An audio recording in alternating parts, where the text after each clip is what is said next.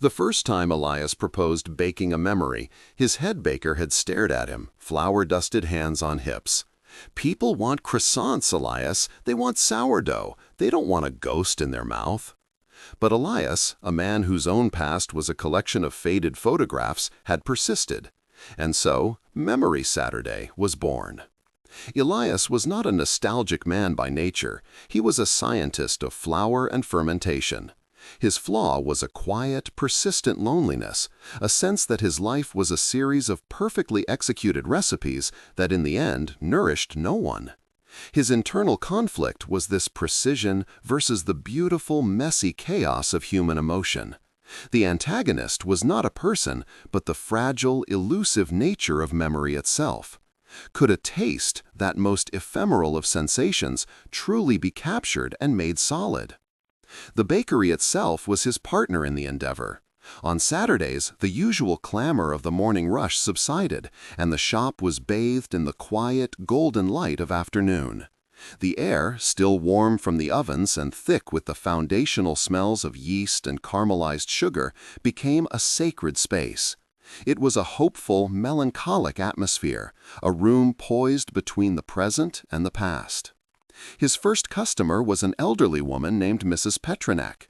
Her hands, a web of blue veins, trembled slightly on the counter. "It was my grandmother's kolach," she said, her voice soft as falling flour. "From the old country, not too sweet. The cheese was tart, and the dough was like a cloud that kissed your tongue." Elias nodded, his mind already working. He started with a rich, enriched dough, adding extra egg yolks for tenderness. For the cheese filling, he used a combination of farmer's cheese and a touch of crème fraîche for tang. The first batch was too dense, the second too sweet. He brought her a sliver of the third attempt. "The shape is wrong," she said gently. "It was braided like a crown." The following Saturday, he presented the braided crowns. Mrs. Petronak took a small bite. Her eyes, which usually held the dimness of age, sharpened. She chewed slowly, and a tear traced a path through the powder of her cheek. "The poppy seed," she whispered. "You remembered the poppy seed. It's the bitterness. That's it. That's the taste of her kitchen." In that moment, Elias wasn't just a baker. He was an archaeologist, unearthing a treasure. Then came Leo, a young man with the harried look of a new father. "It's a bread," he said, almost embarrassed, "from a beach vacation when I was 8. We bought it from a shack. It was crusty and salty on the outside, and we'd tear it apart and dip it in this garlic oil. It tasted like being happy." Elias focused on the salt and the crust. He baked a simple focaccia, using a wet dough and blasting it with steam to create a crackling crust. He finished it with large flakes of sea salt. Leo returned, looking more tired than before. He bit into the bread. His shoulders, which had been hunched near his ears, dropped. A slow smile spread across his face. "Yes, the salt, the crunch. It's exactly that." He looked at Elias, his eyes bright. "You have no idea. I've been so tired, I'd forgotten what that felt like." He bought the whole loaf. The challenges grew. A woman named Anya sought the sun-warmed plum cake from a childhood summer in Provence. Elias struggled with the essence of sun-warmed. He baked a simple tarte aux quiches, but it was just a plum tart. Then he had an idea. He brushed the finished tart with a glaze infused with a hint of rosemary, the smell of the scrubland baking in the sun. Anya took one bite and was silent, transported to a field of lavender and heat haze. The story of the bakery spread. People didn't just come for bread. They came for communion with their younger selves. Elias became a conductor of nostalgia, his oven a time machine. He learned that it was never just about the recipe. It was about the braid of the kolach, the coarse salt on the crust, the hint of rosemary in the glaze. These were the keys that unlocked the doors. The resolution came not with a grand finale, but with a quiet culmination.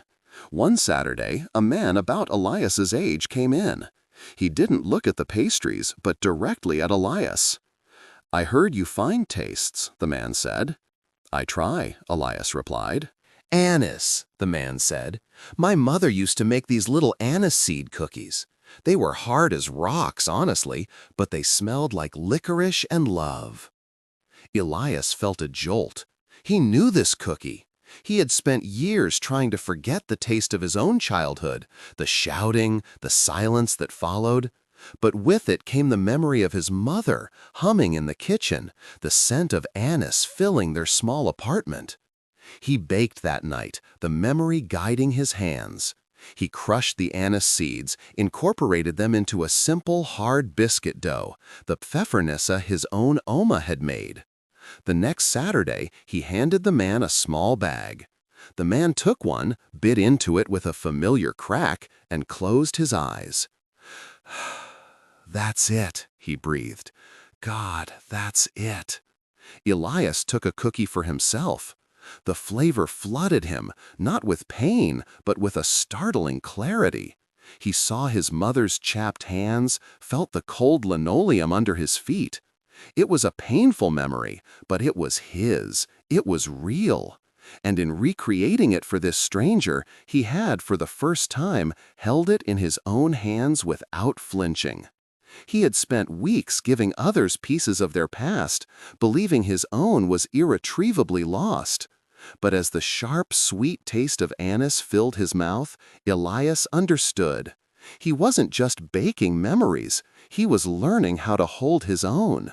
The bakery was no longer just a place of business.